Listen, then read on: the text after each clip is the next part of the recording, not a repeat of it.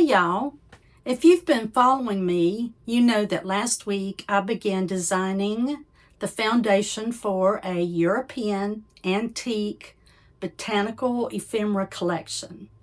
I focused on aging the papers, establishing my palette, and creating the basic pieces. So today I'm beginning the next step, adding the first layers to these pieces. So let's get started. Before I add anything new, I like to lay all the pieces out together.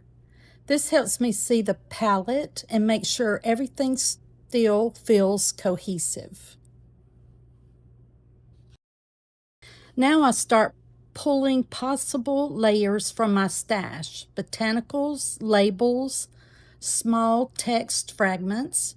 I'm looking for pieces that stay within the color palette we established. When I start layering ephemera, I often follow the principle of threes: a text layer, a botanical element, and a label create a balanced cluster. I start with a layer to ground the piece, then I set a botanical to introduce visual interest.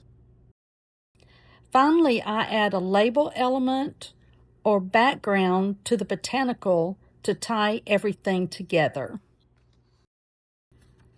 At this stage, I don't glue everything right away. I have to test placement until the balance feels right. Once the first piece starts working, I repeat the same layering logic across the other pieces. Even though these aren't finished yet, the pieces are starting to feel like part of the same collection.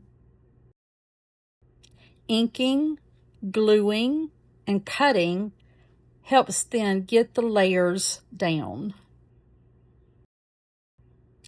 Next week, I'll begin adding texture and finishing details, lace, additional botanicals, and small accents that bring it all to life. So what do y'all think?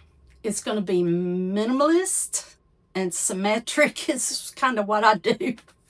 But next week, I'll begin adding texture and finishing details, the lace and those little small things, to bring this collection to life and get this finished. So y'all stay tuned.